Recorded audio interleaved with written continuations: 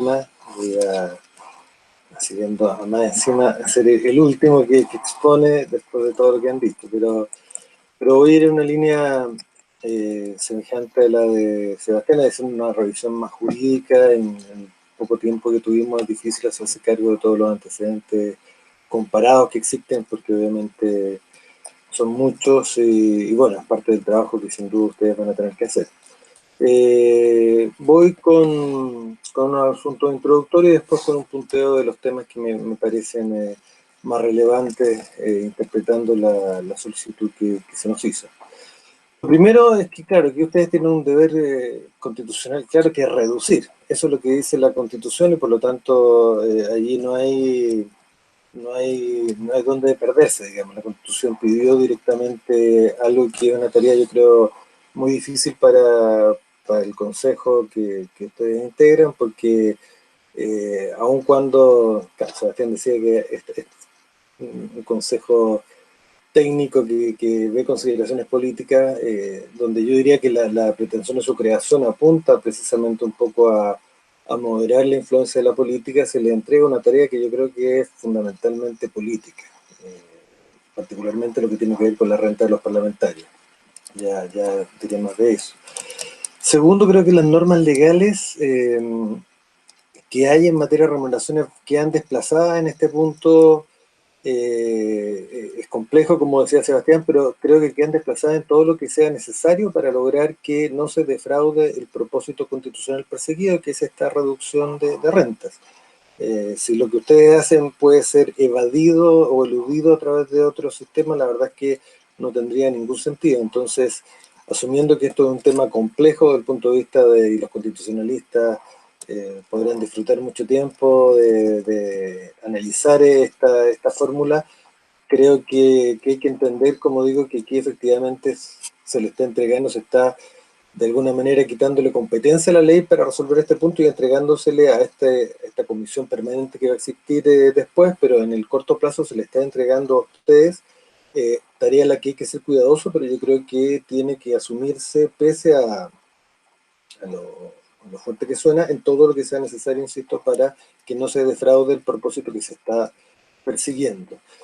Y por último, en esta introductoria, a mí me sorprendió mucho que esto fuera un artículo 38 bis. El artículo 38 bis está en las que son las bases generales de la administración del Estado. Y aquí ustedes están fijando renta de parlamentarios que no son parte de la administración del Estado. Pero bueno, es una técnica un poco sorprendente, pero también se entiende en el contexto en el que estamos.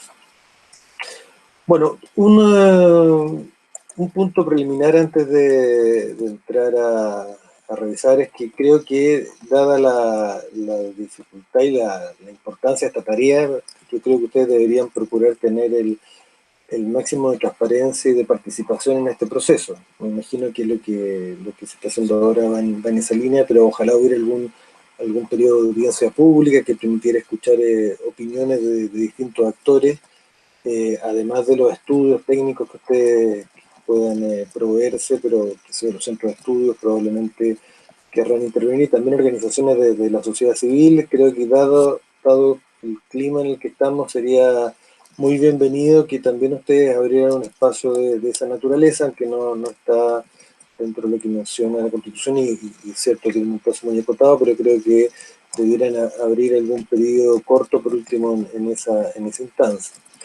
Y no están los criterios que ustedes tienen en la Constitución son básicamente la escala única de sueldo, los parámetros del 38 bis permanente, que son responsabilidad e independencia, la realidad económica del país y el análisis de política comparada. Los tres deben considerarlo, yo creo que no podrían evadir tampoco esos criterios. Ahora, ideas concretas.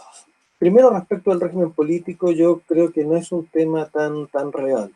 ¿Por qué? Porque tienen un pie forzado, que es la igualdad de remuneración entre ministros y parlamentarios. Si eso no estuviera, creo que efectivamente habría una discusión en general de lo que yo he visto los ministros, como ya decía ministras, como decía Tomás Jordán, ganan más.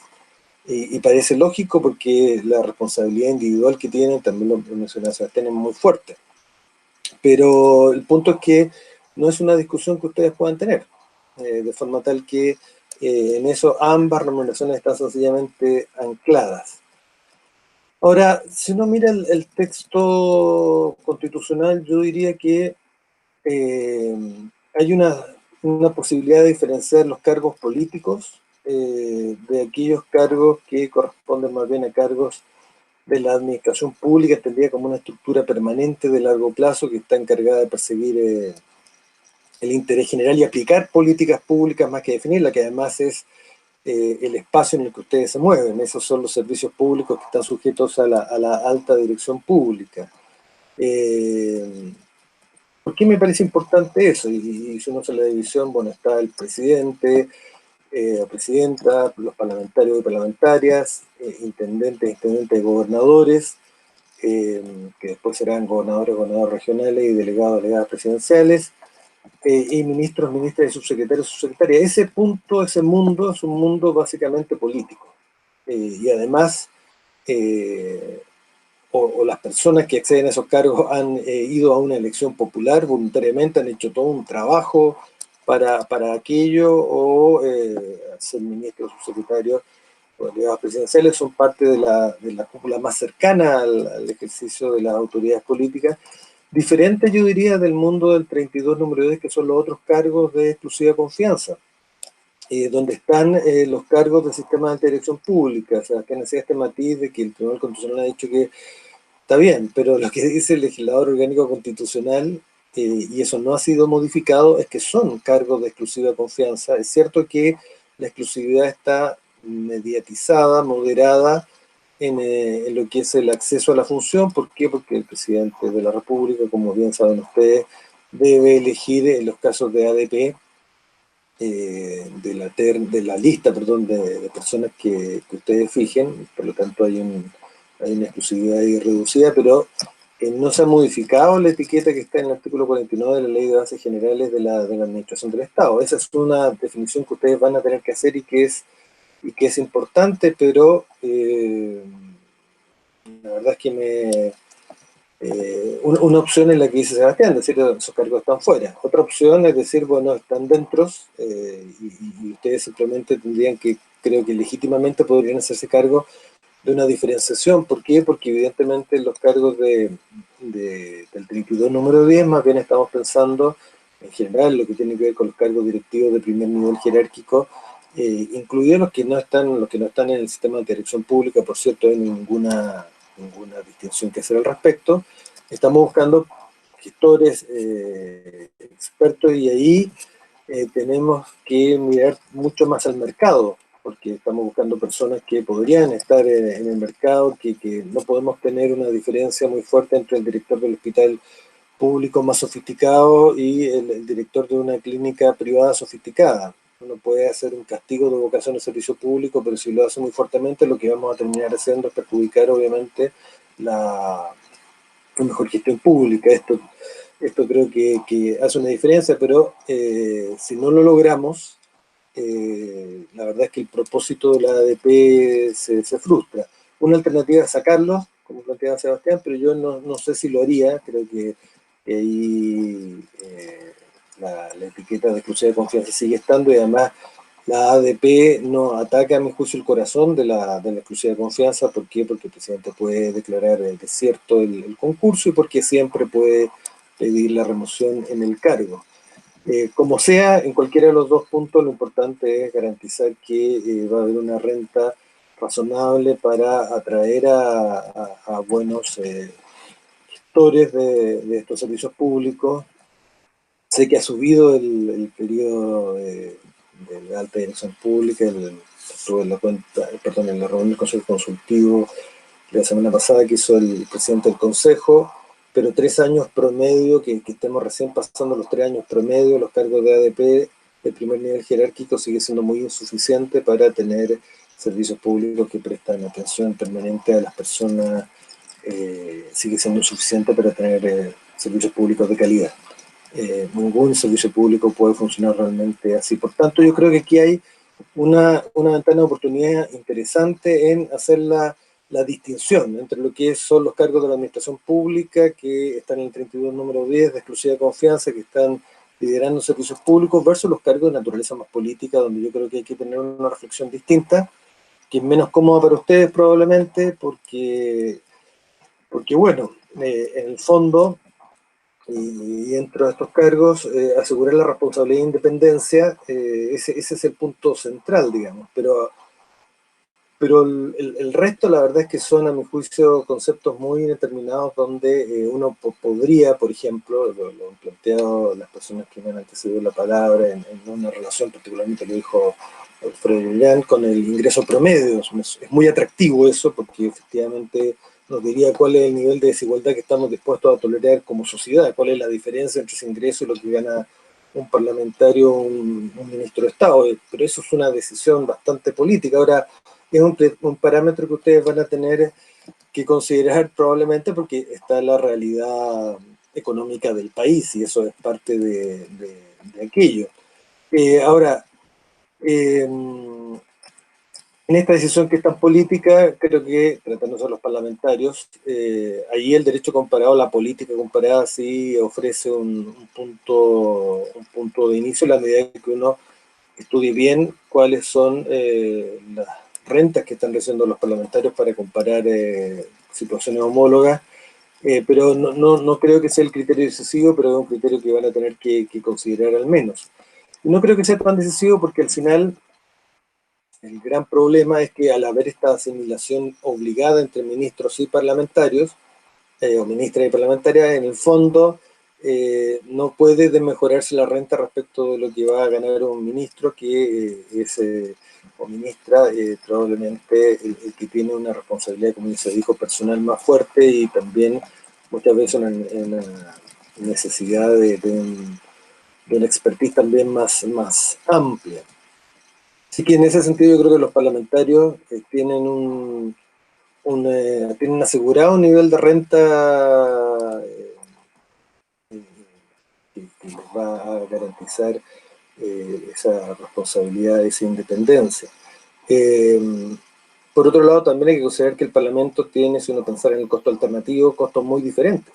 O sea, podemos tener a un profesional muy especializado, pero también a una persona que no tenga estudio universitario y no tenga ninguna gran expertise, porque es un gran representante popular y son muy legítimos. Entonces, usar el criterio del costo alternativo creo que no sirve de mucho. Por lo tanto, creo que al final el tema del Parlamento, si bien uno podría hacer muchos estudios, al fin y al cabo va a quedar resuelto con el tema de los ministros, y esto también es un problema, porque en el fondo eso significa que si los ministros tuvieran una remuneración muy alta, recuerden que estamos en un nivel de cerca de 9 millones de pesos, bueno, esa reducción en el parámetro que sea va a ser la que van a tener también los parlamentarios. Yo creo que aquí lo que uno tiene que entender cuando la Constitución pide que haya una reducción es que hay que moderar las rentas de ambas autoridades, entendiendo que se quiere privilegiar en este momento en el estrato político fundamentalmente la vocación de servicio público que implica desarrollar estas actividades y siempre que eso no merme la independencia y la responsabilidad. Ahora, en el caso de los parlamentarios, ya se ha dicho, el tema de las asignaciones es muy relevante. Si uno piensa en el caso, por ejemplo, de los gastos de representación, los gastos operacionales que no tienen rendición los gastos de representación no tienen rendición de cuentas, y la verdad es que la frontera entre lo que es el gasto de representación y lo que es la remuneración es indistinguible. En el caso de los ministros de Estado, por ejemplo, ministra, hay una asignación de gastos de representación que simplemente termina confundiéndose con la remuneración y aparte hay un ítem presupuestario de gastos de representación que sí se tiene que rendir y que muestra cómo eso se puede diluir. Los gastos operacionales, los senadores veía que tienen 9 millones aproximadamente, es decir, prácticamente la misma cantidad de la dieta por la remuneración, por lo tanto hay que buscar en este punto muros cortafuegos que eviten que las asignaciones pasen a ser remuneración. Y yo creo que al menos debería haber una recomendación del Consejo o una norma dispositiva, habría que revisar bien eso, pero si se frustra el propósito teniendo unas asignaciones al estilo de gastos de representación no rendibles que terminen, como ya se ha puesto antes, desvirtuando la reducción, la verdad es que terminaríamos con una reforma constitucional que no sirvió para nada. Ese no es el propósito, por lo tanto, en eso hay que tener mucho ojo con que efectivamente las asignaciones que existan deban ser rendibles y no sean del estilo que estoy comentando. También el tema de la dedicación exclusiva, ya se ha dicho, se ha comentado antes, hay un problema ahí también en la administración del Estado, no solamente a nivel de los parlamentarios, porque la dedicación exclusiva no es la regla general. Y en todos los cargos políticos la dedicación exclusiva apareció en la ley 19.863 a propósito de la agenda MOPGATE, pero como una contrapartida de la asignación de funciones críticas, perdón, de la asignación de alta dirección que se le entregó, eh, y también es una contrapartida de la asignación de funciones críticas y de las asignaciones de ADP. Entonces, en todos esos casos, si uno, entiendo que la reforma constitucional implica que eso se termine, que ustedes van a fijar la renta, pero ocurre que si eso lo terminamos, entonces uno entendería que ya los ministros y, y, también hasta incluso el presidente de la República eh, podría desarrollar otras actividades porque ya no tendría esa restricción. Eh, Creo que aquí uno debiera pensar si, y esto estoy hablando, no lo he reflexionado solamente por, por encima, pero hay que hacerse cargo de que esa exigencia de dedicación exclusiva, que era una contrapartida de la asignación, ya no va a existir. Y ustedes deberían probablemente revisar eso en términos de que tal vez la remuneración tuviera una efectivamente asignación de dedicación exclusiva, eh, porque de lo contrario podríamos caer en un problema que además mermaría la independencia. La no dedicación exclusiva obviamente es un riesgo, el caso que mencionó Tomás Jordán tiene esa gravedad, un riesgo muy fuerte para la probidad.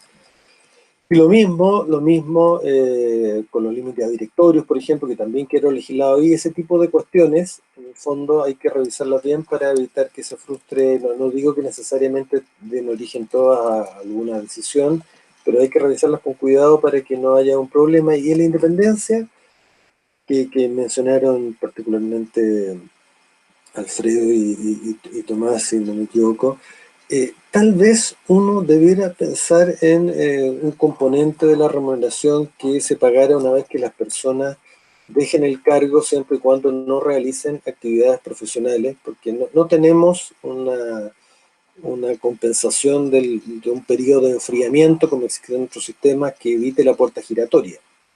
Sería algo muy deseable, pero tal vez podría haber una asignación que tenga las personas y que se vaya emposando de alguna manera y que se pague al final. ¿Para qué? Para que esa persona en el fondo tenga la tranquilidad de poder tener una suerte de desahucio que evite la falta de independencia. O sea, es muy indeseable que un ministro de Estado, ministra de Estado, que un parlamentario, cuando va a terminar su periodo, tenga que estar buscando trabajo y obviamente que hay una válvula que puede ser muy negativa. Entonces, tal vez podría revisarse, estoy solamente planteando ideas, pero es algo que tiene que ver con la independencia, que es una de las cuestiones que ustedes tienen que perseguir. Yo soy escéptico de que por subir la renta, o sea, alguien que se va a corromper, lo mismo da que le paguen 5 millones, que le paguen 6, que le paguen 9, se va a corromper igualmente. Pero hay que dar en el fondo ciertos mecanismos que aseguren la independencia y creo que para cualquiera que ha desarrollado un cargo político, Alfredo lo planteó con más fuerza, salir de ese cargo y tener que dedicarse a pasar al sector privado casi de un piscinazo, es evidentemente un problema complejo que puede arriesgar la independencia. Termino con dos temas. Primero, lo de las asesorías que ya se ha comentado, efectivamente es una figura compleja. Creo, coincido con Sebastián, que hay que delimitar qué significa asesorar directamente a las autoridades gubernativas, que es lo que dice el texto constitucional. Se lo ha preguntado la consejera Orellana. Aquí el problema, a mi juicio, tiene que ver con que los contratos honorarios pueden decir cualquier cosa. Si yo no voy a decir, no quiero tener una renta más alta, entonces hago un contrato honorario distinto. No digo que asesora al jefe de gabinete, busco otra. Entonces, creo que ustedes van a tener que decir qué se entiende por esta asesoría. Y es cierto, ahí entramos en lo que dice Sebastián, de que bueno, esto puede ser entrar a un espacio que es propio del legislador, pero yo insisto, si creo que en algunos temas deben hacerlo porque es necesario, es indispensable para no frustrar el propósito. Así que lo primero es tener claro qué significan estas asesorías. También aquí hay otro problema, la válvula también podría ser buscar fórmulas alternativas para esas asesorías. Por ejemplo, que sea una persona, un funcionario, una persona nombrada contrata con una asignación de funciones críticas y podría ganar una cantidad también muy fuerte, que es algo que ustedes no pueden eliminar porque está hoy día en el sistema legislativo ordinario. Entonces esas cosas van a existir. Entonces, de alguna manera también, al menos aquí yo creo que debería existir una recomendación fuerte en este punto. No creo que ustedes puedan evitarlo porque, insisto, la ley lo permite, o ocupar el Programa de Naciones Unidas para el Desarrollo, que también es una figura que ocupa el ministerio, donde terminan contratando a personas que están en teoría afuera, pero no están afuera, están asesorando directamente a la autoridad. Debiera haber alguna también exigencia de acreditación de destreza en estos casos, pero a ver, Alfredo manifestaba su preocupación por el tema de privar de buenas asesorías técnicas a los ministerios. La verdad es que hay muchas otras vías, como dice Sebastián, por las cuales se pueden contratar asesorías para los ministerios. Aquí entiendo que se está hablando del asesor persona natural, al ministro persona natural, es asesor de confianza, que por eso es importante delimitar la figura. Otras asesorías técnicas van a poder existir sin ningún problema.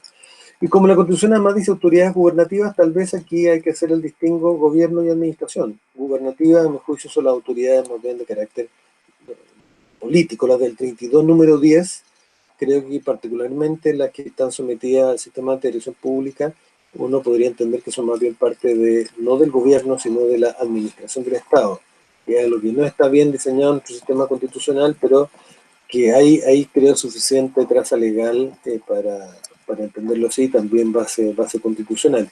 Acá también puede tener sentido el criterio de la escala única de sueldo, la asesoría. Es muy disfuncional en un ministerio tener a un asesor, asesora que gana más que, por ejemplo, un jefe de división del área nuclear de un ministerio.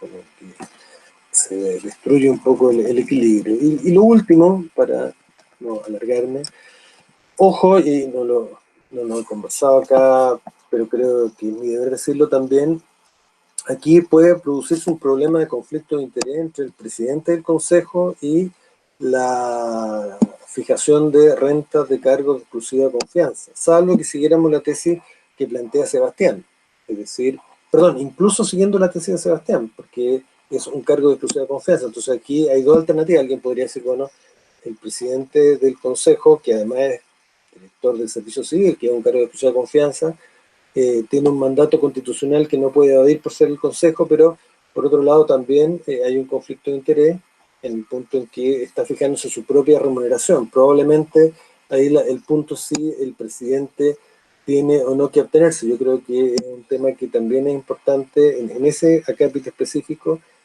clarificar para la tranquilidad del proceso y que no se generen suspicacias. Probablemente es una decisión que tendrán que revisar ustedes, pero que creo que requiere una decisión concreta. Bueno, eso era lo que yo había preparado y les agradezco de nuevo. Quedo a disposición de cualquier consulta.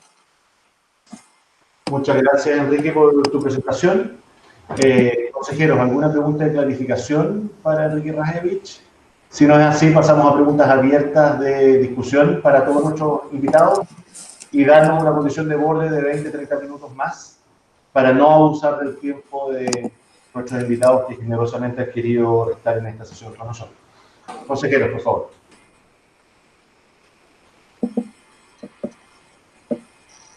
Preguntas generales, entonces. Adelante, consejero Eduardo Riquelme. Sí, bueno, muchas gracias a todos por la exposición. Y en realidad, más que hacer una pregunta, quisiera plantear si fuera posible que Sebastián pudiera responder de algún modo las precisiones o las divergencias, si se puede usar esa palabra, que Tomás y Enrique formularon respecto al planteamiento de Sebastián, y así nos vamos nosotros alimentando de esta interesante discusión y de estos puntos de vista. No sé si puedo hacer esto posible. Perdón, presidente, ¿va a consolidar las preguntas o responder? Sí. Muy bien, consejero Orellana, preferiría consolidar preguntas para que después pudiésemos generar la conversación de manera más fluida. Así que... Yo me quiero sumar a la... Yo me quiero sumar al consejero Riquelme, dado que hay una pregunta que los tres tienen opiniones que son bastante, o sea, dos tienen opiniones que son similares, de opinión divergente, en el tema, yo de honorario, en el tema de dedicación exclusiva y en el tema del uso del criterio del costo alternativo. Las personas que están en el Congreso, algunas no tienen, ¿cómo se estipula algún criterio de costo alternativo cuando no todos son profesionales, sino que ejercen un cargo más bien de representación? Y eso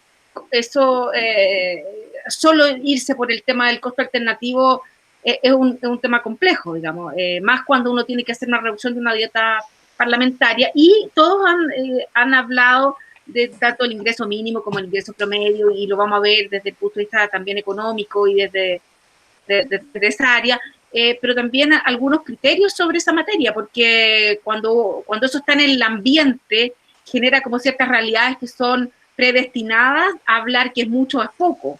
Entonces, más bien, me gustaría que en esas materias se refirieran a los criterios. Yo me sumo al punto del consejero Riquelme, más bien el debate que sea entre ustedes, de esa manera nosotros nos enriquecemos desde el punto de vista de las diferencias y de las similitudes también, digamos. Gracias, presidente.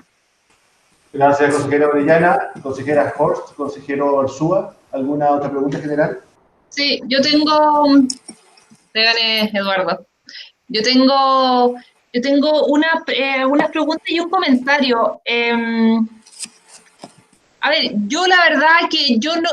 Para mí la reforma que se había aprobado desde mi mirada de no abogado era bastante clara, pero a partir de la exposición de Sebastián Soto me queda claro de que no está tan claro y hay un debate, y yo creo que es tremendamente claro, importante que nosotros como consejo abordemos ese tema lo antes posible para definir efectivamente de qué cargos acá estamos hablando, y ahí efectivamente lo que ustedes tres puedan aportar en esa línea como experto, uno constitucional, en derecho administrativo, etcétera, yo creo que es clave, porque la verdad que yo no sabía que teníamos un problema y siento que sí tenemos un problema, o a lo menos un debate o una discusión abierta.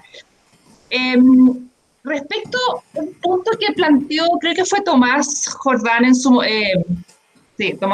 momento, que era cuando hablaba de la incompatibilidad, de la exclusiva confianza, ¿no es cierto? Y ahí pone el ejemplo de un parlamento, me da la impresión que es el caso de un ministro que tuvo que dejar su cargo por asesorías que hizo mientras era parlamentario, ¿no es cierto? Y que de esa forma lo ponías como ejemplo de cómo en el fondo no había exclusividad en la dedicación. Pero ahí me queda una duda, porque si él tuvo que dejar su cargo es porque claramente no estaba aceptado, a lo menos moralmente, no sé si legalmente, por lo cual, de alguna forma, hay dedicación exclusiva quizás más en lo informal que en lo formal. Y ahí también, al ejemplo que tú pones, ¿qué pasa con el tipo que tiene, o la persona que tiene un campo y mientras es parlamentario sigue explotando el campo o sigue explotando su empresa de ABC, lo que sea? Que ahí efectivamente uno cuando piensa en dedicación exclusiva más bien yo a lo menos siempre había pensado desde el punto de vista del abogado, por ejemplo, el abogado que es parlamentario va a seguir litigando, va a seguir siendo abogado de alguna empresa, pero puede ser abogado de sus propias empresas, entonces la línea es bien confusa, es bien compleja de tirarla, y ahí mi pregunta es, finalmente, la exigencia o la definición o la consideración para fijar el sueldo en términos de la dedicación exclusiva, ¿ustedes creen que también se tiene que abordar desde un punto de vista al tipo de personas que atraerían en este caso a la función pública? Porque ahí podemos terminar que quizás solamente vamos a terminar con gente de altos ingresos, por ejemplo, porque tienen otros ingresos, como puede ser su campo, como puede ser su herencia, como puede ser su patrimonio previo, ¿no es cierto?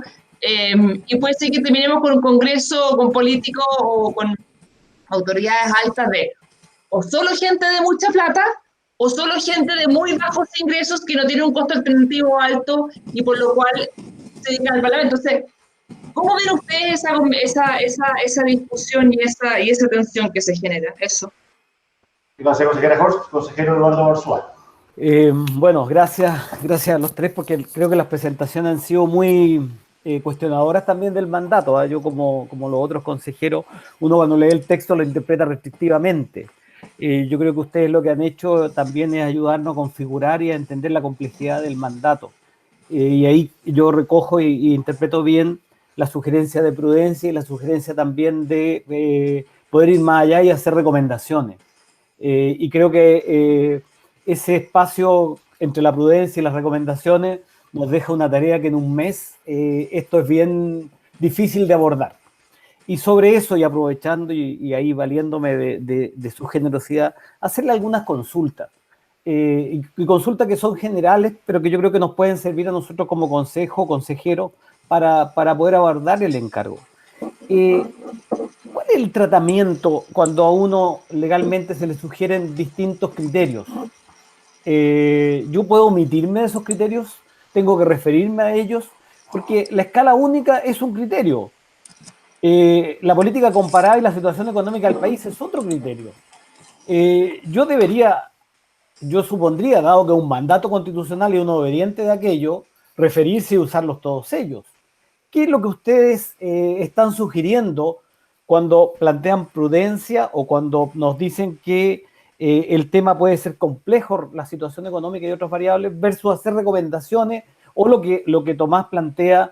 Oye, aquí hay un tema político a resolver, aquí hay una cuestión que... entonces, ¿cómo abordamos? ¿Nos ponemos un sombrero político? ¿Nos ponemos un sombrero técnico? Estamos actuando... fue muy aclarador lo que planteabas tú, Tomás, a propósito de esta identificación del problema a resolver y también lo que nosotros estamos intentando entender con esto, es decir, cuál es el objeto del... Porque claro, ¿cuál es el objeto? El objeto es restaurar la distribución del ingreso.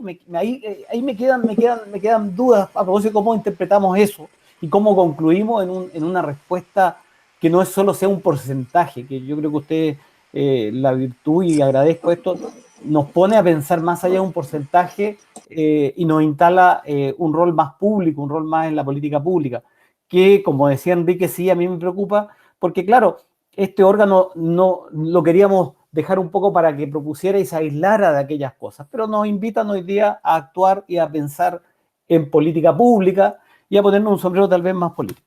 Y ahí también ahora para descender a temas bien concretos, no me queda claro el tratamiento, y Alejandro lo hizo bien, hay muchas escalas únicas. ¿Cómo interpretan ustedes ese mandato constitucional que yo entiendo que por la referencia eso no es fácil de pesquisar en el espíritu de la reforma? ¿Qué es la escala única? ¿Es una referencia para no alterar? ¿Cómo lo leerían ustedes si nos pueden ayudar? Yo entiendo, nosotros vamos a tener que discernir qué tratamiento le damos a ellos, pero yo quiero pedir su ayuda en nombre de la generosidad que invoqué al principio. Es decir, ¿cómo leemos la escala única?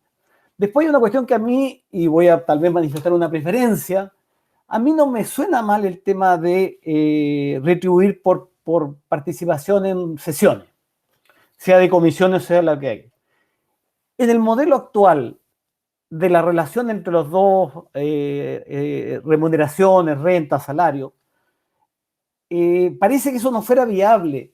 Yo podría legalmente descomponer o desarmar en esta lógica que ustedes plantean de sueldo base más otras cosas, que no quiero usar la palabra asignaciones porque ya entendemos que eso está en otro terreno y tiene otro nombre, pero en este terreno difuso, yo podría establecer algún mecanismo que pudiera, trabajando con sueldos bases, para uno de los actores tramitarlo o darle otro trato, porque creo que nos ayudaría a propósito de esta fórmula para desindexar, que yo concuerdo, entiendo que Tomás lo decía, que esta relación tan estrecha entre las dos remuneraciones de autoridades del Poder Ejecutivo y del Poder Legislativo no es tan recurrente, pero que a nosotros nos comprime y nos constriñe. Entonces, creo que sería interesante, si es posible, encontrar fórmula a juicio de ustedes hoy día disponible para que en nuestra propuesta uno pudiera, por ejemplo, imaginar introducir la asistencia a través de distinguir sueldos base más otros componentes. tengo ahí otros temas puntuales, pero quiero agradecerle porque creo que fue muy estimulante el debate y las perspectivas.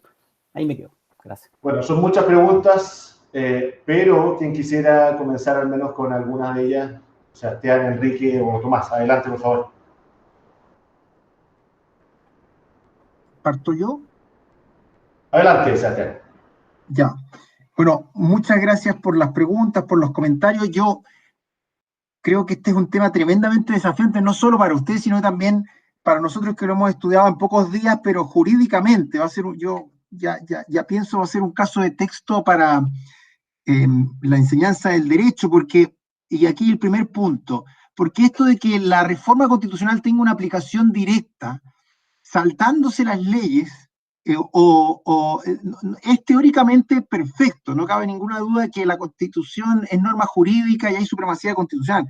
Lo que sucede es que regularmente las normas constitucionales son intermediadas por leyes y eso permite que los servicios públicos ustedes puedan resolver las cuestiones de detalle. Aquí no ocurre eso. Entonces, atarse a un principio constitucional y decir que ustedes no pueden dejar sin aplicación leyes mientras estas no hayan sido modificadas sería, por las razones que dice Enrique, un error, pero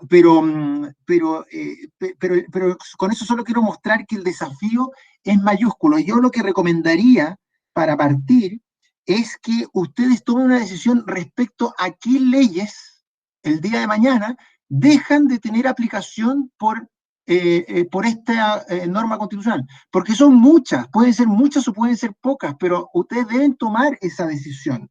¿Qué leyes pasan a ser, comillas, han sido derogadas tácitamente por inconstitucionales?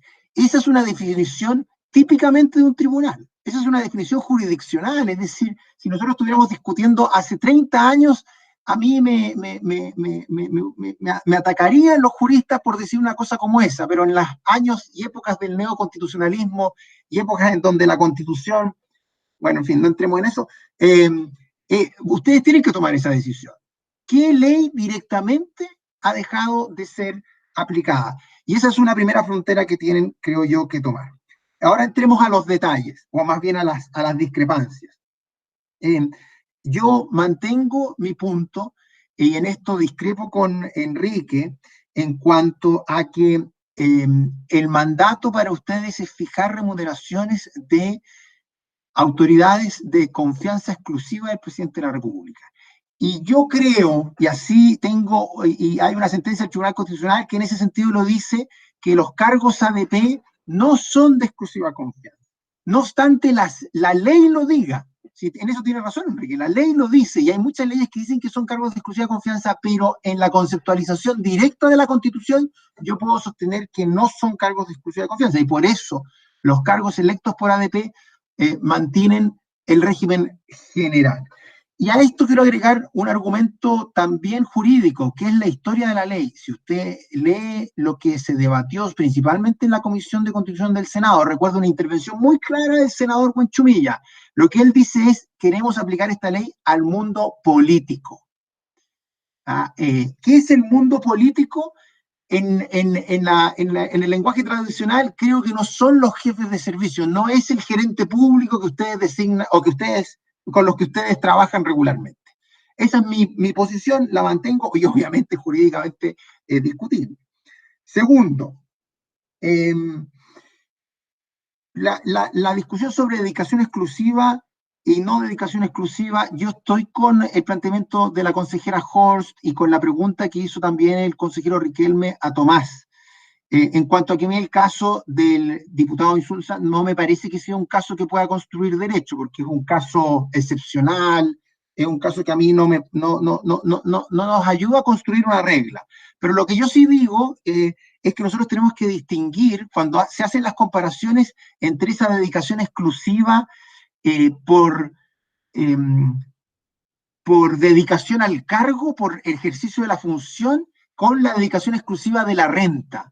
Y eso, el derecho para los ministros está muy claro, está regulado en la ley 19.863. Los ministros tienen dedicación exclusiva, pero sí pueden recibir rentas por otras vías, según aparece muy claramente en la ley.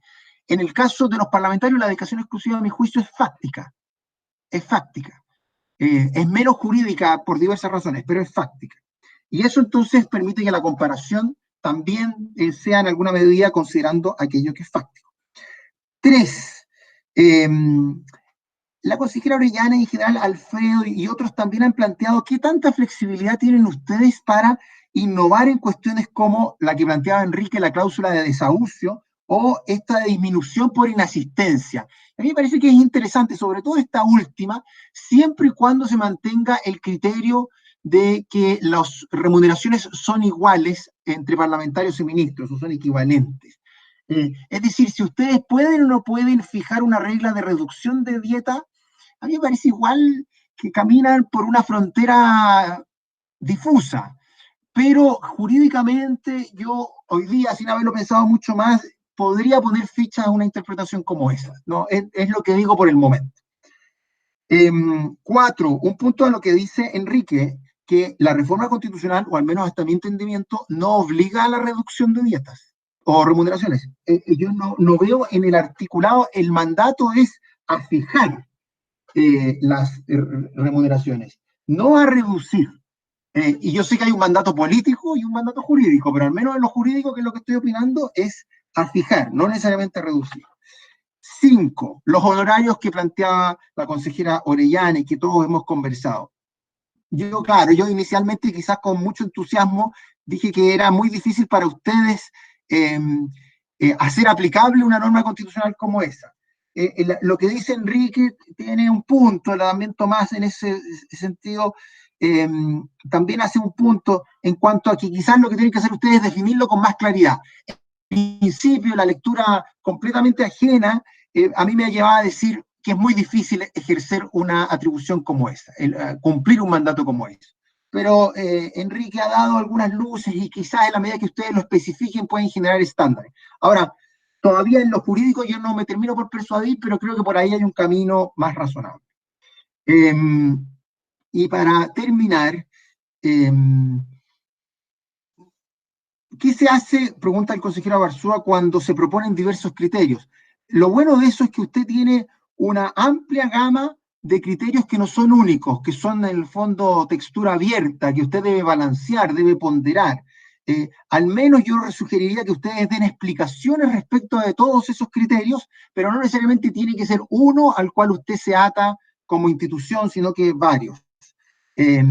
Ahora, tiene que ser muy fundamentado porque no sería de extrañar que un tema como este termine en tribunales. Es decir, que la resolución que ustedes dicten finalmente termine siendo resuelta en la interpretación, no por ustedes, sino que por una corte. Y creo que eso es lo que puedo decir. Muchas gracias, Sebastián. ¿Quién quisiera continuar? Enrique, Tomás. ¿Hablo yo en orden? ¿Si les parece?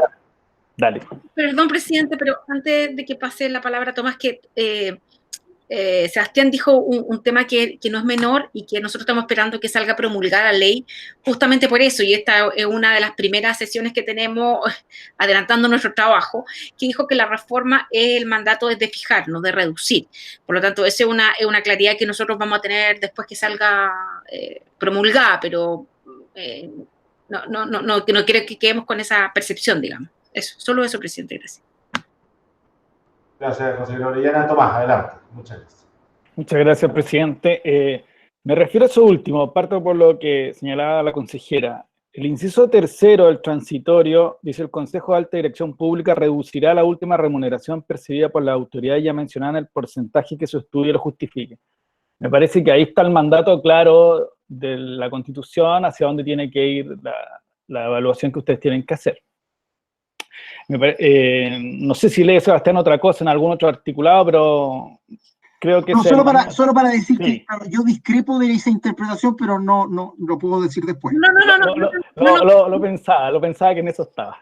Perdón, presidente, yo creo que, perdón que me meta entre los dos lados, pero creo que eso es como, yo les pediría que sí discutan, porque esa es la base de lo que estamos construyendo como tarea. La ley va a ser promulgada en 3 días más y por lo tanto nuestro mandato y las distintas posiciones jurídicas que en este espectro nosotros hemos invitado a expertos como ustedes, justamente para que discutan, queremos que discutan, porque nos va a nosotros a dar insumo sobre el mandato que acaba de leer Tomás y la interpretación que tiene Sebastián. Por eso yo fui tan clara en ponerlo como punto del debate. Gracias a ambos. Me gustaría decir mi tesis porque sí, y después si Sebastián me puede contestar. Hagamos eso. Sebastián dijo una cosa muy clara, y lo leyó así, de que el Consejo tiene que fijar por una sola vez las remuneraciones. Por lo tanto, estamos claros, es una sola oportunidad en la cual tenemos que entender todos los apartados del transitorio. Después dice que tiene un plazo y se le fija las remuneraciones de ministros, diputados y senadores y también el resto de las autoridades. Y después viene este mandato de reducir la última remuneración. Por lo tanto, si es una sola vez y hay un solo mandato en el inciso tercero, está claro que para esa vez es la que hay que aplicar el criterio del inciso tercero, que es reducir. Y por eso que después le fija ciertas cuestiones, y ahí voy a lo que el consejero Arzúa indicaba, que establece un mandato, un deber, porque lo señala expresamente, dice, para ello deberá tener en cuenta la escala única. Es decir, no es posible obviar la escala única para fijar ese estudio, fijar la remuneración por una sola vez y esa reducción. Y en eso quiero ser claro, por lo tanto, los criterios que establece el transitorio son imperativos, pero imperativos con dos tesituras. Uno, la escala única es a mi juicio, la del decreto de ley 249, que fija escala 1 para el funcionario de la administración del Estado. Me parece que a eso se refiere, porque lo dice expresamente. Lo leo de nuevo.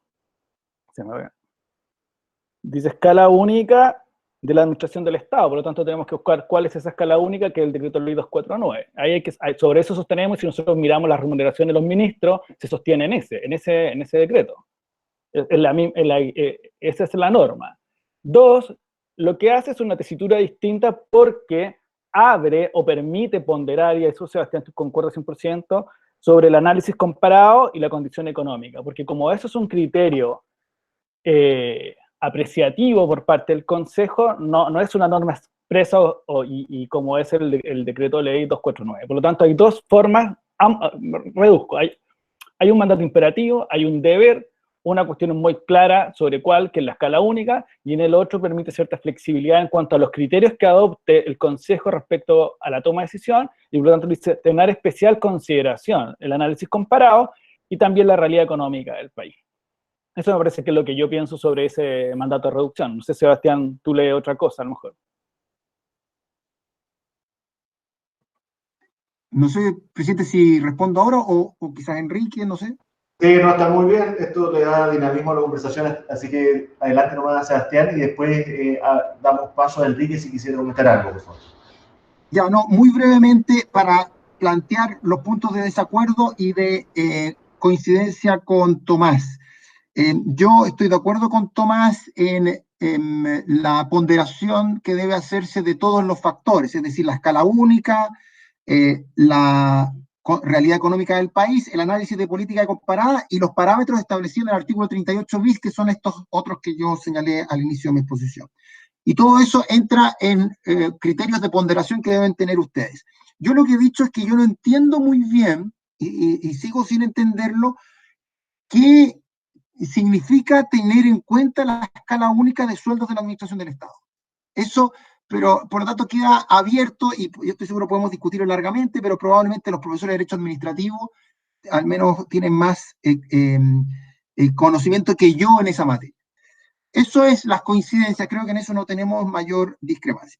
¿Dónde está la discrepancia? Que creo que es una discrepancia un poco teórica, pero que vale la pena igual precisar, que es en el mandato del Consejo de Alta Dirección Pública. Y fíjese que los tres verbos que usa, los tres mandatos que entrega el inciso primero y segundo de la 38ª transitoria es, uno, en el inciso dice fijará, luego en el inciso segundo dice determinará, y luego en ese mismo inciso dice precisará, es decir, fijará por una sola vez las remuneraciones de los ministros, luego determinará también por una sola vez la renta de las demás autoridades, etcétera, y precisará las remuneraciones de intendentes y gobernadores. Es decir, no hay un mandato de reducción. ¿Y dónde está esto de la reducción? Como bien dice Tomás, está en el inciso tercero, que es un inciso que a mí me cuesta entender porque es el mismo que trae la escala única de sueldos, pareciera, ¿no? dice, el Consejo de Alta Dirección Pública reducirá la última remuneración percibida por las autoridades ya mencionadas en el porcentaje que su estudio lo justifique. Yo interpreto que esa norma es una norma adecuatoria en caso que se reduzcan las remuneraciones, es decir, usted reduce las remuneraciones en una resolución que dicta a mediados de mes, bueno, y esa resolución tiene un cierto efecto retroactivo respecto de la remuneración percibida en, como dice, reducir la última remuneración percibida. Es decir, a la última remuneración percibida se le puede restar en caso de así ocurrir. Pero no creo yo que haya un mandato imperativo a reducir, sino que hay un mandato imperativo a fijar, determinar y precisar. Eso es. Muchas gracias, Sebastián. Enrique, si quisieras complementar algo a lo planteado hasta el momento, o responder alguna de las preguntas de los consejeros, por favor. A ver, voy a tratar de hacerme cargo de... Pero bueno, sobre esta polémica yo comparto la opinión de Tomás. Yo creo que entender que fuera una reducción de un solo mes, me parece, no sé si estoy malinterpretando a Sebastián, pero yo creo que no sería entendido por nadie. O sea, yo creo que aquí está en juego la legitimidad del sistema político y el estallido social.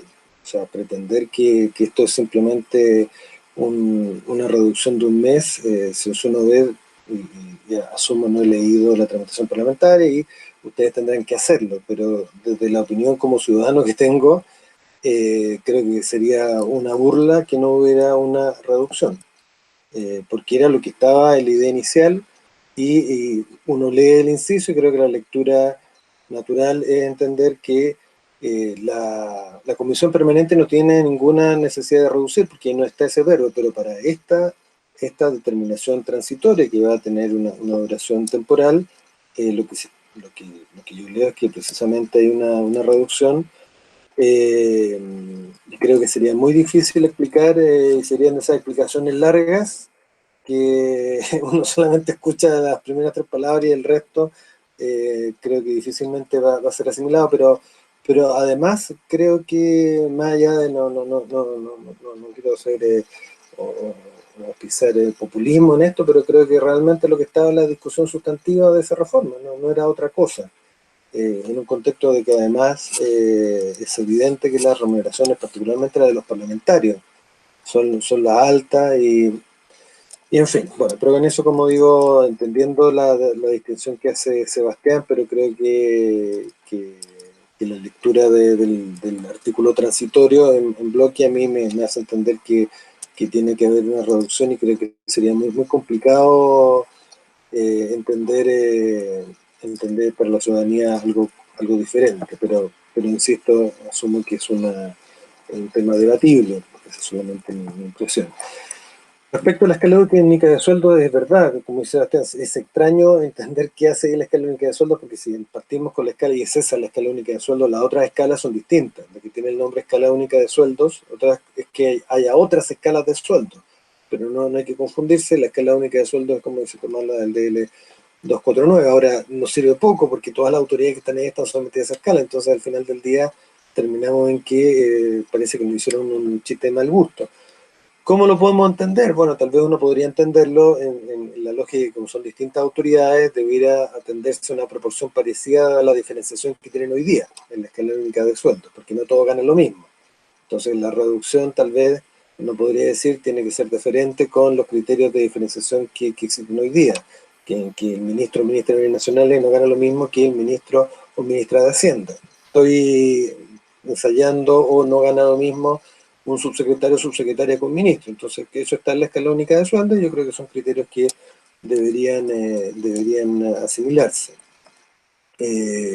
Respecto, Sebastián decía esto de que el punto inicial es un barrido inicial de leyes que pierden vigencia, estoy totalmente de acuerdo con eso. O sea, es muy extraño, pero es lo primero que tienen que hacer en la línea no defraudar el propósito constitucional y de marcar cuál es su territorio.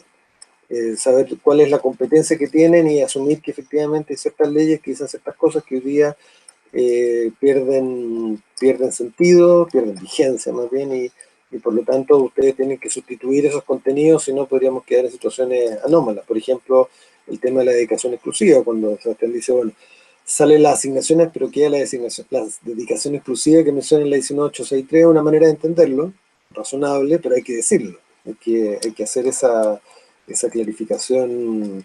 Respecto a los cargos de ADP, yo insisto que entiendo lo que plantea Sebastián, e insisto, es una línea de salida razonable, pero también puede entenderse como algo que erosiona el mandato legislativo. Habría que revisar bien la historia de la reforma constitucional para ver si realmente se quiso hacer esa exclusión, y en tal caso quedarían los cargos que no son de alta dirección pública de primer nivel jerárquico, que son de confianza exclusiva, lo siguen siendo, qué sé yo, el director de la ADEPRES, por ejemplo, director de la ADEPRES, y en tal caso ahí también vuelve a tener sentido el tema de la escala única, porque no gana lo mismo que un ministro, subsecretario, etcétera. Ojo que todo el personal de la Presidencia de la República es la planta de la Presidencia de exclusiva confianza. No sé qué parte de esa planta está provista, pero ustedes van a tener que fijar las remuneraciones del primer al último funcionario de la Presidencia de la República, que es un servicio que tiene unas 300 personas, salvo aquellos que sean contrata, pero los que están en la planta de exclusiva confianza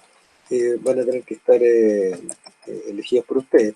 Sobre el costo alternativo que mencionaba la consejera Orellana, yo creo que los parlamentarios, insisto, yo no veo cómo medirlo. Creo que no se puede simplemente por la heterogeneidad de situaciones. El caso de ministros, ministras, yo creo que uno podría pensarlo porque ahí hay un perfil y al final yo creo que hay una especie de trade-off aquí. Los ministros o ministras van a evitar que la reducción que ustedes puedan establecer, sé que establece una reducción, porque al final ustedes tienen que entender cómo interpretar la ley, pero en caso que lo hicieran, ellos van a sujetar a los parlamentarios para que la caída no sea muy alta.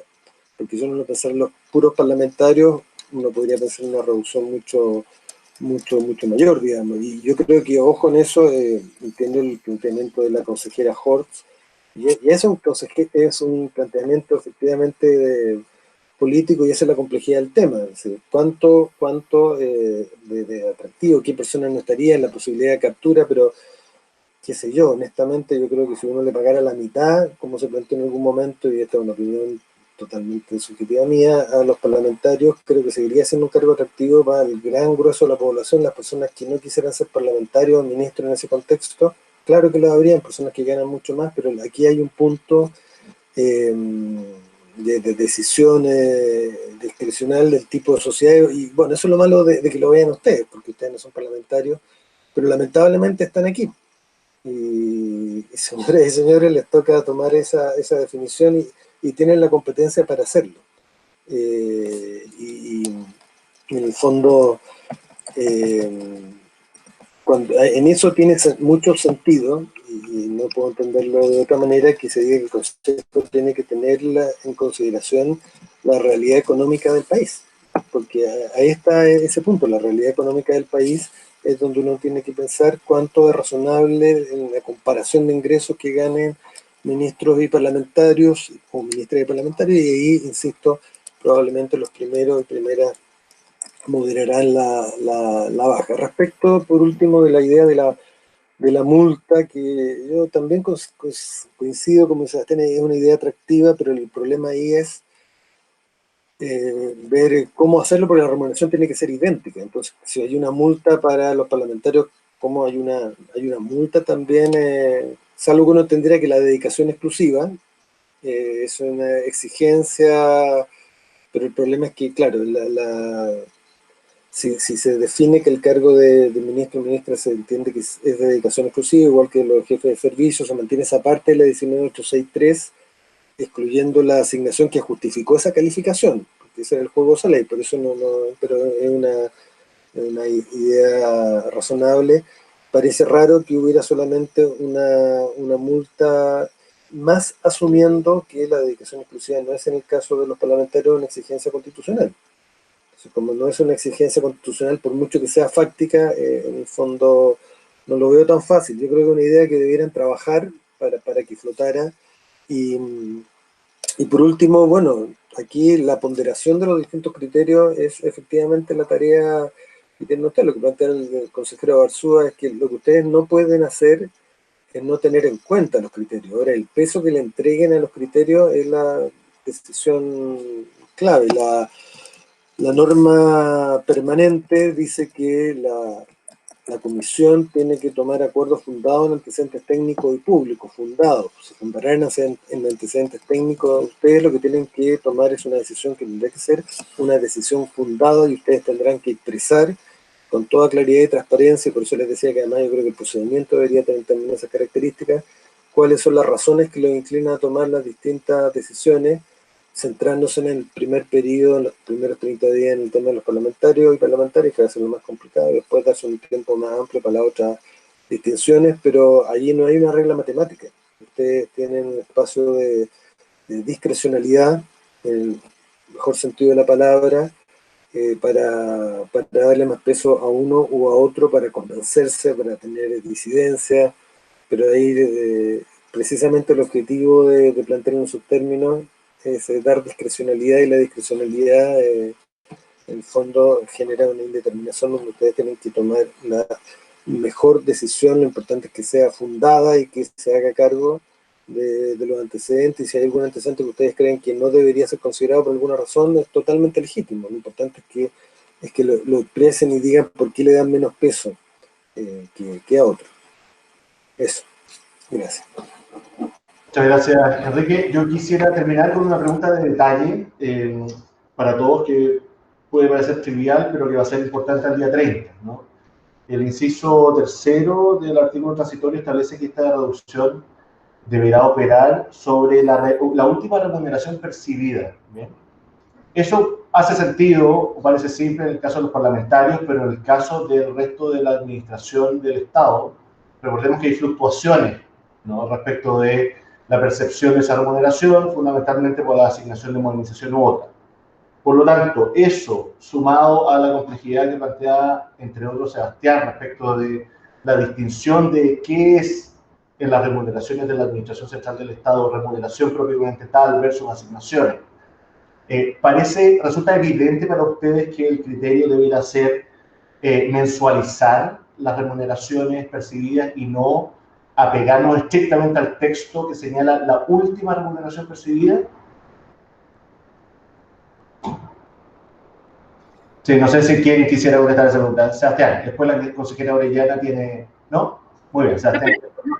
Perdón, presidente, que yo quiero sumar una cosa a su pregunta, que en la última parte, que era que lo dijo Sebastián y lo dijo Enrique, y creo que también Tomás, el tema de remuneración, colocar un muro infranqueable entre la remuneración, lo que se entiende por remuneración, y los gastos de representación. Solo eso. Para que cuando lo respondan complementen. Sebastián, adelante, por favor. Muchas gracias. Bueno, gracias. Yo quisiera partir con una precisión a propósito de lo que también señaló Enrique y Tomás respecto a mi planteamiento. Yo no quiero que se entienda que estoy intentando hacer un fraude a la reforma constitucional en cuanto a que todo puede seguir igual. No, claramente no es lo que creo. Pero el mandato del Consejo, cuando yo sostengo que no es necesariamente a reducir, no quiere decir que yo crea que no se deben reducir las dietas de los parlamentarios, creo que eso ya es, o de los ministros, creo que eso ya es una cuestión aceptada políticamente en la opinión común. Pero lo que yo quiero decir es que jurídicamente me parece que no hay un mandato a reducir todas las remuneraciones, porque no creo que haya un mandato a reducir las remuneraciones, como decía Enrique, de los funcionarios de la planta de la presidencia, o de todos los funcionarios de exclusiva confianza, porque si es que leemos el inciso tercero como un mandato a reducir, tendrían ustedes que reducir todas las remuneraciones que vayan a fijar. Y yo creo que si bien podemos reducir las remuneraciones de parlamentarios, de ministros, qué sé yo, no creo que jurídicamente la reforma constitucional nos obligue a reducir.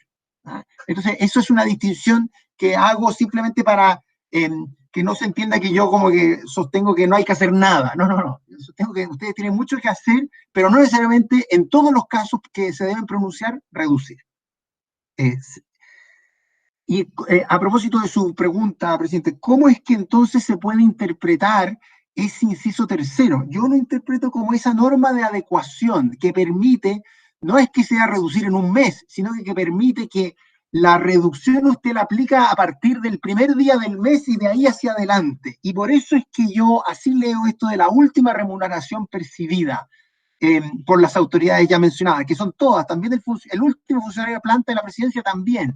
Entonces usted dicta la resolución el día 25, bueno, y empieza a operar desde la última remuneración percibida. Así es como lo interpreto yo ese inciso. Es una norma netamente adecuatoria, tremendamente reglamentaria. Y por eso es que yo no me complica tanto lo que dice usted en cuanto a la disparidad de remuneraciones. Yo creo que sigue estando vigente el componente de modernización y todas estas componentes que hacen de las remuneraciones del sector público dispares. Lo único que ustedes al momento de fijar, y aquí quizás me conecto con lo que señala también la consejera Orellana, al momento de fijar la remuneración, usted va a aplicar ese descuento a las remuneraciones. Es el componente de modernización o el PMG, ya no recuerdo los nombres técnicos, perdone, parte de la remuneración. Bueno, eso tendrá que ser una definición de ustedes. Y a veces algunos lo serán, otros no lo serán. No sé si los gastos de representación, no tengo opinión formada ahora como para sostener si los gastos de representación son o no remuneración. Yo tendería a pensar que depende cómo se utilice y cómo se asigne ese gasto de representación, pero la verdad es que ahí prefiero no entrar, consejera, porque no tengo una opinión formada. Pero esa sería mi aproximación para interpretar el inciso tercero del artículo transitorio. Muchas gracias, Sebastián. Si alguien quisiera complementar algo a lo planteado, Tomás, adelante.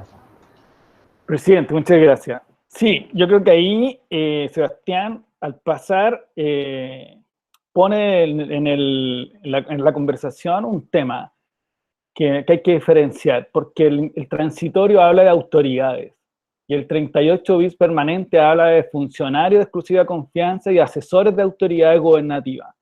Por lo tanto, tenemos que aclararnos qué es el mandato para el Consejo, que creo que, si uno es literal, solo se refiere a un tipo de las figuras del 38 bis, no a todas. Por lo tanto, no todos los funcionarios de presidencia van a tener que tener reducción en el mandato de usted por ejecución del transitorio. Porque de partida del 38 bis es bien claro al tratar las figuras de presidentes, senadores, gobernadores, después dice funcionarios de exclusiva confianza y después dice contratado honorario que asesoren directamente a la autoridad gubernativa indicada. Por lo tanto, es claro que el 38 distingue entre autoridades y otros. El transitorio se refiere a autoridades en la reducción. Por lo tanto, yo creo que ese sería mi criterio interpretativo que pongo a disposición respecto de a quiénes abarca el transitorio que ustedes tienen que hacerse cargo por una sola vez. Sobre la última remuneración, me parece a mí, a diferencia un poco de la interpretación de Sebastián, que fija cuál es la remuneración que hay que tener a la vista para aplicar la reducción. Es decir, la foto que ustedes tienen que tener a la vista es la última. Me parece que ese es el sentido que tiene ese inciso tercero. En el fondo, si vamos a fijar la remuneración hace 12 meses, un promedio de los últimos 3 años, no. El último mes es la foto que hay que considerar y por lo tanto la reducción tiene que ver con eso. Con todas las asignaciones, y ahí concuerdo con Sebastián, en el fondo me parece que se refiere a la remuneración más a las asignaciones como la remuneración habitual que uno ve en una papeleta que se muestra. Eso en general. Solo quería pronunciarme una cuestión anterior, solo al pasar sobre los contratos honorarios, que me parece que más, que claro, tiene que ver cuál va a ser la interpretación final sobre autoridad o no y los contrataciones honorarios, porque hay que distinguir que los honorarios de las autoridades son permanentes y también asesores externos, tienen dos calidades. Uno tiene horario, trabajo permanente como asesor, y otros simplemente asesoran en temáticas determinadas. Lo que sí creo que hay un criterio general, y aplicando la estructura de la escala, que habría que fijar una especie de directriz en que no puedan ganar más que las autoridades que asesoran, me parece, y más bien equivalente a los jefes de división. Y sobre la dedicación exclusiva me gustaría dejar afianzada mi idea de que la Constitución no señala la dedicación exclusiva de los parlamentarios, y eso de texto, básicamente. Sebastián tiene una interpretación más factual, pero que eso son formas de mirar la política desde lo que está ocurriendo. Yo creo que no es tan así tampoco, pero bueno, son interpretaciones distintas. Eso, presidente. Muchas gracias, Tomás. Enrique, ¿quisieras decir algo para cerrar? Sí, yo solo respecto al inciso tercero que usted mencionaba, presidente, bueno, Uno efectivamente puede entender que la reducción se restringe a las autoridades, no a los que no tienen esta categoría. No me resulta, creo que puede ser un poco complicado entender que lo que se hace es una reducción porcentual en todos los casos de manera permanente, un poco contradictorio con la idea de fijación o determinación que está en los incisos anteriores, y un poco complicado en la operatoria, pero puede ser. Yo creo que es un tema al que le van a tener que dar una vuelta. Creo que no lo había revisado bien, así que sería poco responsable, pero creo que es un punto interesante de mirar y de precisar como punto de frontera para tomar la decisión, como esa especie de marcación territorial que comentaba en su momento yo, en base a lo que dijo Sebastián respecto al barrio de Normas. Alejandro. Presidente, tengo una opinión que se me quedó, que lo voy a dar. Tomás y después el consejero Barzúa. Sí, es sobre la multa o pagar por sesión. Me parece que es muy atractivo y a lo mejor un criterio interpretativo tiene que ver con que la remuneración equivalente es cuando se cumplen todos los estándares de equivalencia. Es decir, si yo voy a todas las sesiones, estoy en todas las comisiones, obviamente que el criterio del máximo, por lo tanto, va a ser la misma remuneración del ministro de Estado, y con base a eso ir reduciendo. Me parece que se puede ser una fórmula a trabajar. Gracias. Una pregunta bien puntual a Enrique. Lo que pasa es que Sebastián, a propósito de la diferencia o no de los ADP y su tratamiento, porque Sebastián fue explícito respecto a que hay un pronunciamiento del Tribunal Constitucional a ese respecto, y entiendo que la Contraloría también. Entonces, Enrique, quería que si nos pudieras precisar cuál es tu preocupación y en qué lo fundamentas para que nosotros también podamos, a propósito de las leyes que con lo cual topamos o que quedan sin efecto o qué sé yo, su interpretación, sería bueno si nos pudieras precisar por qué tu alusión o tu delimitación o no. Gracias. O sea, básicamente el punto tiene que ver con, aquí estamos usando etiquetas y simplemente una discusión de la etiqueta de la botella, quiénes están en la botella. Yo creo que la ley fija un nombre, aquí estamos asignando ciertas reglas para una categoría, la categoría es X. Ahora, que yo entienda que en realidad sustantivamente esta categoría no cumple todos los requisitos, es entrar a distinciones que en el fondo no son un poco manipulables, porque al final del día depende de para qué lo quiero. O sea, si yo quiero entender que esta es una decisión que solamente afecta a autoridades de naturaleza más bien política y por tanto donde la exclusividad de confianza tiene que ser total, puede ser una manera de restringirlo.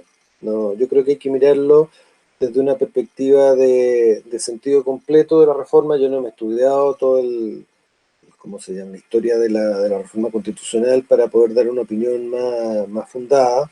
Estoy hablando de buena primera, y de buena primera yo creo que las categorías en principio no tienen que respetarlas, salvo que haya buenas razones para establecer que no corresponde, ¿no? Pero tampoco tengo un juicio completamente formado, no estoy diciendo que no sea, ya lo dije, una interpretación totalmente plausible, pero en el fondo es una manera de no aplicar el tenor literal que es el que nos fija la etiqueta de la botella.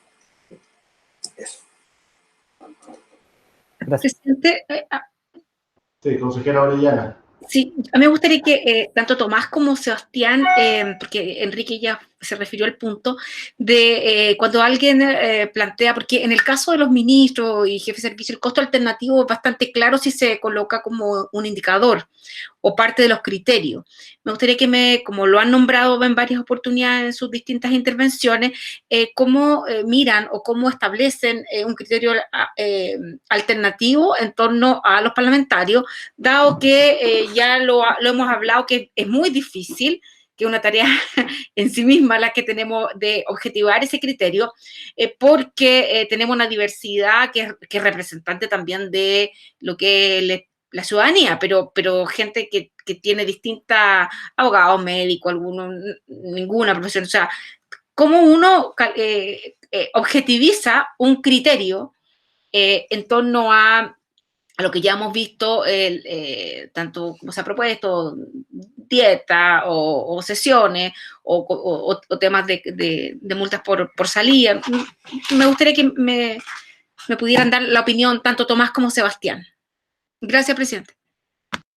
Gracias, Cristina. Con estas preguntas cerramos las intervenciones y luego hacemos el cierre de la sesión. Adelante, por favor. Yo, consejera, creo que no tengo una respuesta completamente acabada y que me convenza de lo que le voy a decir, pero se lo planteo como en principio.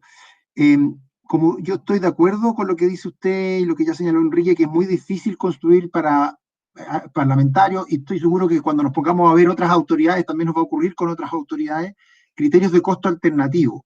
Pero lo que yo sugeriría es que todos esos criterios de, llamémosle, remuneración personal, que no son tanto remuneración institucional, sino que personal, es decir, retribución, temas de sustentación, de dignidad con el cargo, usted lo puede meter dentro de un mismo gran parámetro, que es el parámetro que propone la reforma de independencia para cumplir sus funciones y atribuciones. Y en algunos casos usted va a poder asignarle algún factor, y en otros, como tal vez va a ser muy difícil asignarle un factor. Entonces, como no es el único criterio de independencia, como no es el único criterio para determinar una remuneración, es uno más cuando está disponible.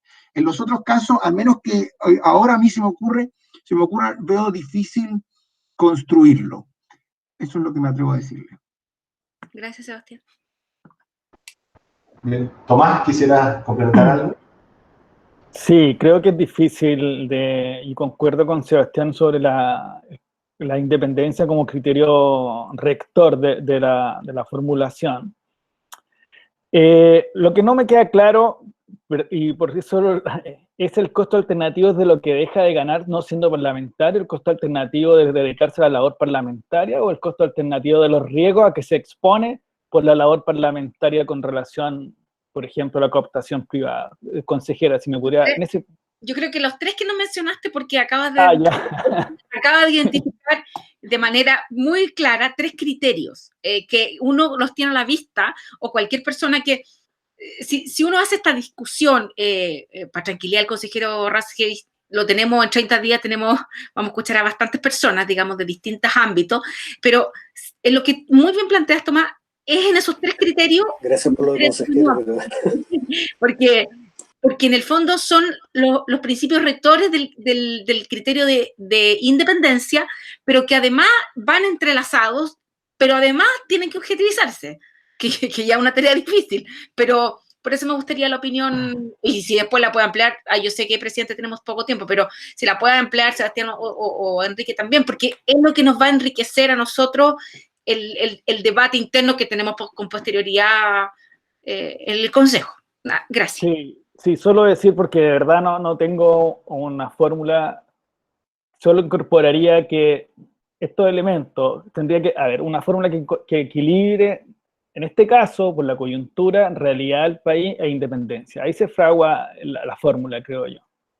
En el fondo, una cosa es cuánta independencia le podemos otorgar a partir de la remuneración, pero que no vaya en directa afectación en este contexto económico, social y de legitimidad, que es un elemento que... Porque el consejero Barzuelo decía, como decía, vamos a hacer un poco de política pública. En parte sí, porque el constituyente les fijó criterios que son de política pública.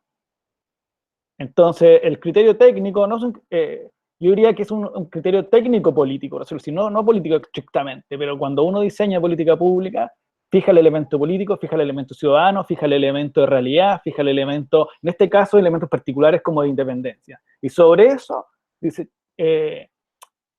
vamos a ir a hacer en una línea o trazar un camino. En eso me fijaría, pero muy general, porque la verdad no tengo una respuesta muy concreta. Gracias, Tomás. Sí, si quisieran complementar algo, Enrique y Sebastián, para así esta vez cerrar. Nada más, Sebastián, Enrique, ¿no? Consejero Barzúa. Perdón, es que sigo preocupado por los ADP y la denominación de exclusiva confianza y el tratamiento que tienen y su relación con los salarios de los subsecretarios en la ley. Entonces, quiero entender bien uno podría suponer, usando el principio que dice Sebastián, y que entiendo que todos coinciden, que este mandato constitucional dejaría sin efecto, si nosotros lo afirmamos, esa relación que está en la ley de ADP entre la renta de subsecretarios y de altos directivos públicos. Y nosotros deberíamos, es un tema a discutir como consejero, buscar una denominación distinta a la exclusiva confianza para los altos directivos públicos. Que es, claro, digo yo pensando en utilizar la oportunidad y el mandato para meternos y proteger aquello que es nuestra preocupación permanente. Entonces ahí quería pedirles también opinión, sugerencia. Perdón, Alejandro, por introducir este tema, pero creo que es muy relevante. Gracias. De suyo relevante, consejero, no se preocupe. Enrique, habías lanzado. Yo creo que ustedes van a tener que tomar una definición en esa materia. O sea, porque la sentencia del Tribunal Constitucional que menciona Sebastián, tendría que revisarla de nuevo, pero mi recuerdo es que hace una afirmación de 2 líneas.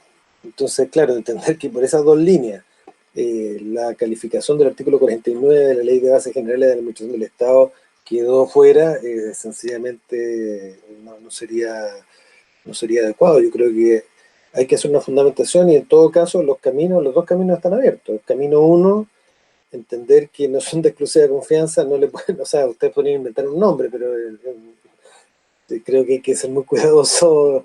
Coincido con Sebastián, hay que tener alguna delicadeza con la ley, digamos, pero en rigor, si ustedes a la pata de la ley tienen que fijar eso. Si no lo van a hacer, tienen que explicar por qué entienden que no son de exclusiva confianza. Uno diría, no se ajusta a la definición estricta del artículo 49 de la Ley de Bases porque no hay libertad absoluta para la designación. Ese sería un poco el argumento, y tendría que justificarlo. O la otra alternativa es decir, están incluidos, y por lo tanto, de hecho, si ustedes ven la ley de planta de los servicios, aparecen dentro de los directivos de exclusiva confianza, los directores o directoras de servicios, y ahí se abren la posibilidad de revisar el mapa completo, y no solamente revisar ministros subsecretarios, revisar también ADP, pero bueno, y tiene la complejidad de que en tal caso la asignación de ADP, que es uno de los temas que se ve con la DIPRES para estos efectos,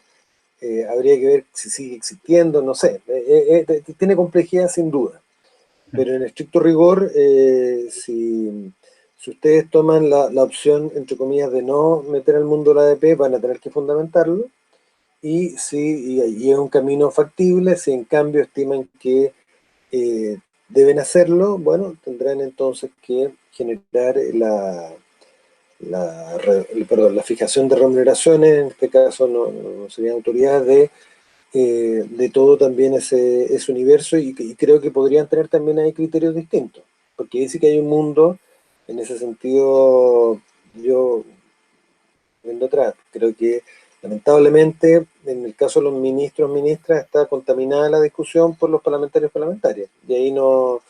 Pero tratándose de subsecretarios, subsecretarias, tratándose de aquellos directivos de exclusiva confianza, tratándose de contratados honorarios, bueno, ahí no hay esa contaminación y los criterios debieran, a mi juicio, ser diferentes. Y si entrara la ADP, también entraría dentro de esos criterios diferentes. O sea, yo creo que de todas maneras estarían cumpliendo su rol. Eso. Presidente, tengo una breve opinión. 10 segundos, si le parece. Me parece, pues, Tomás, adelante. Dale. A ver, tiendo a coincidir más con Enrique y con Sebastián una vez más en este asunto. Me parece que la Constitución, en el 32 número 10 y en el 38 bis nuevo, hablan de funcionario de exclusiva confianza de acuerdo a la ley. Y la ley distingue 2 funcionarios de exclusiva confianza con un matiz. Uno el puro propiamente tal y los otros que tienen calidad de exclusiva confianza, que son los ADP, porque alguna de las reglas, nombramiento o remoción, se altera. Pero en términos constitucionales de la matriz constitucional se refiere a los mismos.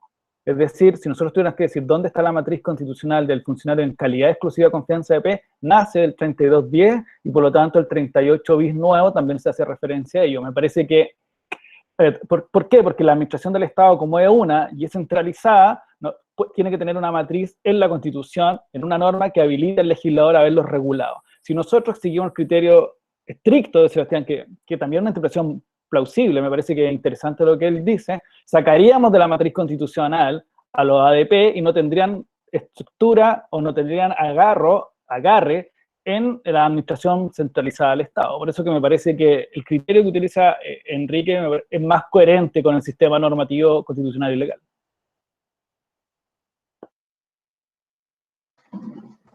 Muchas gracias, Tomás. Yo simplemente, bueno, tenemos una discrepancia. Yo no, quizás pudiera entrar en los puntos que se han hecho. Creo que finalmente las decisiones de ustedes, que encantado de seguir conversándola, pero me parece que yo no solo me fundo en una sentencia del Tribunal Constitucional, creo que hay una lectura jurídica razonable para lo que yo estoy haciendo. Ahora, si entendí bien la pregunta del consejero Abarzúa, si esto desacopla las remuneraciones de los ADP de los subsecretarios, creo que eso es un tema distinto. Y yo tendría a pensar que lo que intentó el Congreso fue en alguna medida desacoplar las remuneraciones del mundo político respecto del mundo no político, con todo lo difícil que es fijar esa frontera. Pero hasta ahí me quedo por el momento. Bien, don Enrique. Muy breve. Estoy de acuerdo con esto último que plantea Sebastián, es decir, en ese desacople, creo que en cualquiera de las dos interpretaciones ese desacople se produce. Ahora, creo que uno, no estoy tan de acuerdo con lo que plantea Tomás, sobre que quedarían agradeciendo con esta interpretación o simpatizando con ella, pero o están en el mundo de la exclusión de confianza o son de aquellos que están nombrados, los demás empleos civiles son nombrados según la ley, dice el 22 número 10, por lo tanto, si no son funcionarios de exclusión de confianza, serían parte de los demás empleos civiles. O sea, no es que quedarían precipitados al vacío, yo creo que en ese lado hay una salida constitucional plausible. Yo creo que lo más complicado es justificar bien la salida de la categoría, y yo creo que también eso requiere una lectura atenta de la historia de la reforma constitucional. O sea, creo que hay que ver qué pretendió el legislador y al fin y al cabo, yo en todo caso cuando digo que me parece que siguen siendo empleos de exclusiva confianza en lo esencial, es porque si la alternativa al empleo de exclusiva confianza al final del día es básicamente el empleo de carrera. Si lo miramos en las plantas son plantas con funcionarios de exclusiva confianza, con funcionarios de carrera. Y cuando se hace un concurso de carrera, las personas que tienen el puntaje mínimo para ser considerados candidatos idóneos, si hay una persona con el puntaje mínimo, tiene que ser designado. Cuando estamos en el mundo de la ADP, la declaratoria de acierto no requiere ni siquiera expresión de causa. Entonces, desde ese punto de vista, me parece que sigue siendo un mundo de exclusiva confianza, solo que está más arreglado el procedimiento. O sea, hay una lectura sistemática que hay que tener, pero ustedes yo creo que tienen un espacio de discrecionalidad para optar por una alternativa o por la otra. Muchas gracias, Enrique. Y para terminar, quisiera reiterar nuestros agradecimientos a nombre del Consejo de Alta Dirección Pública.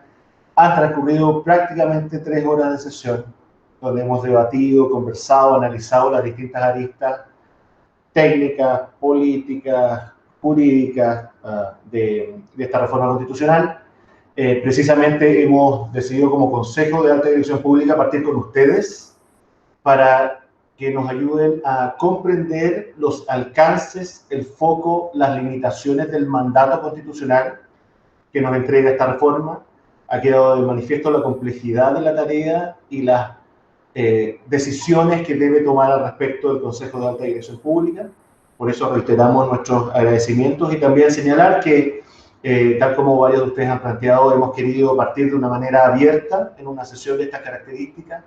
Toda la información que nosotros discutamos va a ser subida a un sitio web especialmente creado para estos efectos, eso con el objeto de que la ciudadanía pueda revisar el detalle de la discusión y conocer los antecedentes que va a tener a mano el Consejo, la mejor evidencia disponible para tomar esa decisión. También hemos tomado la determinación de iniciar esta sesión antes de promulgada y publicada la ley, porque entendemos la realidad del país y entendemos que la ciudadanía exige agilidad de parte del Estado en distintas materias, sobre todo considerando lo acotado de los plazos que fija esta reforma, un primer plazo de 30 días para ministros y parlamentarios y luego un plazo de 90 días para el resto de las autoridades. Así que muchas gracias nuevamente a Alfredo Ñuñán, Sebastián Soto, Tomás Jordán y Enrique Rajevich, que habiéndose cumplido el objetivo de la sesión, levantamos esta sesión. Muchas gracias. Gracias. Muchas gracias. Gracias, presidente, y a los Muchas consejeros. gracias. Y a Gracias. los invitados. Súper De los colegas.